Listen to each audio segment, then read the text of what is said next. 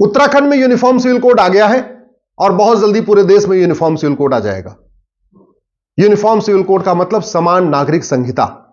चूंकि भारत के सभी नागरिक एक समान हैं, इसलिए उनकी संहिता भी एक समान होनी चाहिए। भारत बाइबल या कुरान से नहीं चलता, भारत संविधान से चलता है। और संविधान दो शब्दों से मिलकर बना है, सम धन विधान बराबर संविधान। अगर आप संविधान का संधि विच्छेद करिए तो संविधान यानी ऐसा विधान जो सबके लिए समान हो, उसको संविधान कहते हैं। दुर्भाग्यवश भारत में बहुविधान चल रहा था। पारसी का अलग विधान, ईसाई का अलग विधान, मुस्लिम्स का अलग विधान, हिंदू का अलग विधान। अब ये यूनिफॉर्म सिविल कोड आएगा, ये बहुविधान खत्म होगा और संविधान लागू होगा, समान नागरिक संहिता लागू होगी।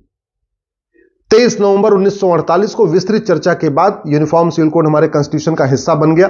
दुर्भाग्यवश 75 साल बीत गए, 125 बार संविधान बदला गया, 5 बार सुप्रीम कोर्ट का फैसला पलटा गया, 10 बार सुप्रीम कोर्ट ने कहा यूनिफॉर्म सिविल कोड लागू करो, 30 बार भारत की अलग अलग हाई कोर्ट ने कहा यूनिफॉर्म सिविल कोड लागू करो, लेकिन यूनिफॉर्म सिविल कोड का एक ड्राफ्ट तक नहीं बनाया गया। ये पहली बार एक ऐतिहासिक कार्य हुआ है कि कम से कम यूनिफॉर्म सिविल कोड का ड्राफ्ट भी बन गया, बिल भी बना, विधानसभा में पेश भी हो गया। तो कम से कम यूनिफॉर्म सिविल कोड के बारे में जो गलत गलत मिथ्या प्रचार हो रहा था, वो प्रचार बंद हो जाएगा। यूनिफॉर्म सिविल कोड से किसी की धार्मिक मान्यताओं पे कोई फर्क नहीं पड़ेगा। हिंदू जैसे मंदिर जाते हैं जाते रहेंगे, 7 फेरे लेते हैं लेते रहेंगे, अजान होती रहेगी, नमाज एज इट इज होती रहेगी, निकाह जैसे काजी पढ़वाते हैं वो पढ़वाते रहेंगे, चर्च में प्रेयर जैसे होती रहेगी, गुरुद्वारा में जैसे अपनी सिख संगत होती है, पूजा होती वैसी होती रहेगी, कोई फर्क नहीं पड़ेगा।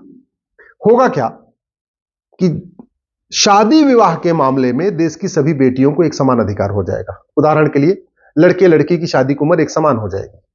अभी भारत की सभी बेटियों की शादी की जो मिनिमम एज है वो 18 साल है, लेकिन हमारी मुस्लिम बेटियों की शादी की उम्र 9 साल है।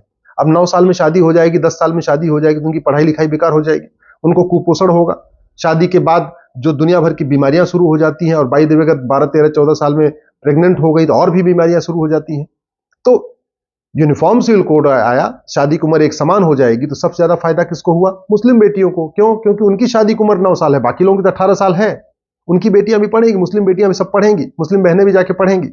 इसी तरीके से ग्राउंड्स ऑफ डिवोर्स सबका कॉमन हो जाएगा। अगर कोड होने पे डिवोर्स होगा सबका होगा, नपुंसकता के आधार पर डिवोर्स होगा सबका होगा, बाचपन के आधार पर डिवोर्स होगा सबका होगा।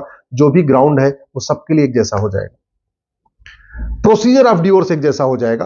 किसी का भी अब मौखिक तलाक नहीं होगा, चिट्ठी के जरिए, ईमेल के जरिए, कुरियर के जरिए किसी का डिवोर्स नहीं होगा, सबका डिवोर्स कोर्ट के जरिए होगा। हिंदू, जैन, बौद्ध, सिख में जो डिवोर्स होता है वो कोर्ट के जरिए होता है, लेकिन मुस्लिम बेटियों को अभी भी ट्रिपल तलाक खत्म होने के बावजूद 4 तरीके के तलाक चल रहे थे। तलाके हसन चल रहा है, तलाके एहसन चल रहा है, तलाके बाइन चल रहा है, तलाके किनाया चल रहा है। अब इस यूनिफॉर्म सिविल कोड से ये कुरीतियां खत्म हो जाएंगी। वैसे भी हसन, एहसन, बाइन, किनाया ये भारत की कुरीति नहीं है, विदेशी कुरीति है। तो विदेशी कुरीतियों के लिए कानून बना ही नहीं था। जो भारत में कुरीतियां हैं उनके खिलाफ कानून बना, सती प्रथा के खिलाफ कानून बना, छुआछूत के खिलाफ कानून बना। लेकिन ये तलाके हसन, तलाके एहसन, तलाके बाइन, तलाके किनाया जो विदेशी कुरीति, इसके खिलाफ कानून नहीं बना। यूनिफॉर्म सिविल कोड आएगा, गुजारा भत्ता देश की सभी बेटियों को मिलेगा। भाई अगर शादी टूट रही है तो बेटी कहां जाएगी, बहन कहां जाएगी? अरे माता पिता के घर कितने दिन रहेगी? कुछ तो उसको सहारा चाहिए ना, अपना गुजर बसर करने के लिए कुछ चाहिए उसको। तो गुजारा भत्ता सबको मिलेगा। अभी हमारी मुस्लिम बेटियों को गुजारा भत्ता नहीं मिलता, इसलिए यूनिफॉर्म सिविल कोड का जो सबसे ज्यादा फायदा मैं आपको बता रहा हूं वो मुस्लिम बेटियों को ही होने वाला है। यूनिफॉर्म सिविल कोड आएगा, गोद लेने का अधिकार सबको मिल जाएगा। बच्चा भाई अगर कोई दिक्कत है, कोई फिजिकल प्रॉब्लम है, बच्चा नहीं हो रहा है तो भाई ठीक है, गोद ले लो। यूनिफॉर्म सिविल कोड आएगा तो सभी बेटियों को बच्चे के भरण पोषण का अधिकार मिल जाएगा। हमारी मुस्लिम बेटियों को न बच्चा गोद लेने का अधिकार है, न बच्चे के भरण पोषण का अधिकार है। यूनिफॉर्म सिविल कोड आएगा तो जो सबसे बड़ा फायदा होगा, विरासत का अधिकार, वसीयत का अधिकार एक समान हो जाएगा सभी बेटियों को। हमारी मुस्लिम बेटियों को विरासत का एक समान अधिकार नहीं है, वसीयत का एक समान अधिकार नहीं है। यूनिफॉर्म सिविल कोड आएगा, एक पति एक पत्नी का नियम सब पे लागू हो जाएगा। हिंदू, जैन, बौद्ध, सिख में एक पति एक पत्नी का नियम है, हमारी मुस्लिम बेटियों पे एक पति एक पत्नी का नियम लागू नहीं होता। तो इसलिए कहता हूं यूनिफॉर्म सिविल कोड का जो सबसे ज्यादा फायदा मुस्लिम बेटियों को होगा।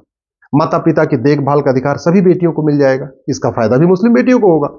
और जो कुरीति चल रही है ना, निकाह हलाला, ये खत्म, निकाह मुताह खत्म, निकाह मिस्यार खत्म। तो जो विदेशी कुरीतियां चल रही ये खत्म हो जाएंगी। भारत की संस्कृति के अनुरूप बेटे और बेटी में भेदभाव बंद हो जाएगा। ये भारत की संस्कृति है। भारत की संस्कृति में कभी भी माता पिता के बीच में भेदभाव नहीं किया गया। भाई और बहन में कभी भेदभाव नहीं किया, बेटे और बेटी में कभी भेदभाव नहीं किया गया। ये अरब का कल्चर था जो भेदभाव किया जाता था। महिला को सेकंड क्लास माना जाता है, उसको पुरुष के बराबर ही नहीं माना जाता। तो यूनिफॉर्म सिविल कोड से वो सारी कुरीतियां खत्म हो जाएंगी और जो लोग विरोध कर रहे हैं वो सीधे सीधे महिला विरोधी हैं। वैसे आप ध्यान से देखिए विरोध कर कौन रहे हैं। ज्यादातर वो लोग विरोध कर रहे हैं जिनकी जड़ें भारत में नहीं है। उदाहरण के लिए जो बुखारा से आया परिवार बुखारी वो विरोध कर रहा है। मदीना से आया हुआ मदनी परिवार इसका विरोध कर रहा है। अफगानिस्तान से आया हुआ ओवैसी परिवार इसका विरोध कर रहा है। दो चार और भी पठान हैं जो विदेशों से आए।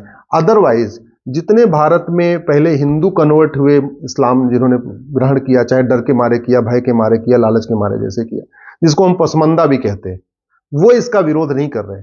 तो कहने का मतलब भारत के 99% मुस्लिम परिवार चाहते हैं यूनिफॉर्म सिविल कोड लागू हो। कोई भी माता पिता नहीं चाहता उसके बेटी के साथ एक सौतन आ जाए।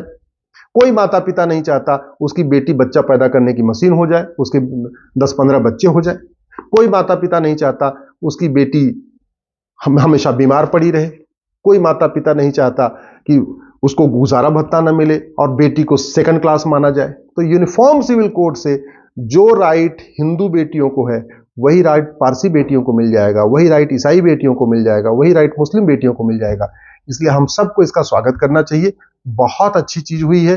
अभी तक उत्तराखंड में हुई है, आने वाले टाइम में पूरे देश में हो जाएगी, और पूरे देश में हो जाएगी तो वास्तव में हम कहते हैं ना, नारी तू नारायणी। ये भारत की संस्कृति है। हमारे देश में नर तू नारायण नहीं कहते, नारी तू नारायणी कहते हैं। हमारे देश में यत्र नारस्तु पूज्यते रमन्ते तत्र देवता, जहां नारी की पूजा होती है वहां देवता निवास करते हैं। ये हमारी संस्कृति है। वसुधैव कुटुंबकम, पूरा पृथ्वी एक घर हम मानते हैं। जब हम पूरा पृथ्वी एक घर मानते हैं, नारी को नारायणी मानते हैं, जहां नारी की पूजा होती है वहां देवता निवास करते हैं, ये मानते हैं, तो फिर ये विदेशी कुरीतियां क्यों चलनी चाहिए? और वैसे भी जरा बेशर्मी देखिए, संविधान की बात करते हैं और संविधान कहता है आर्टिकल 14 इक्वलिटी बिफोर लॉ, सब एक समान। आर्टिकल 15 कोई भेदभाव नहीं होना। आर्टिकल 25 की जो बार बार दुहाई दी जा रही है, आर्टिकल 25 धर्म का अधिकार देता है, अधर्म का नहीं। आर्टिकल 25 रीतियों का अधिकार देता है, कुरीतियों का नहीं। आर्टिकल 25 प्रथा का अधिकार देता है, कुप्रथा का नहीं। और ये हलाला, मुता, मिस्यार, तहर्रुस, तलाके हसन, तलाके बाइन, तलाके किनाया, ये रीति नहीं है, कुरीति है।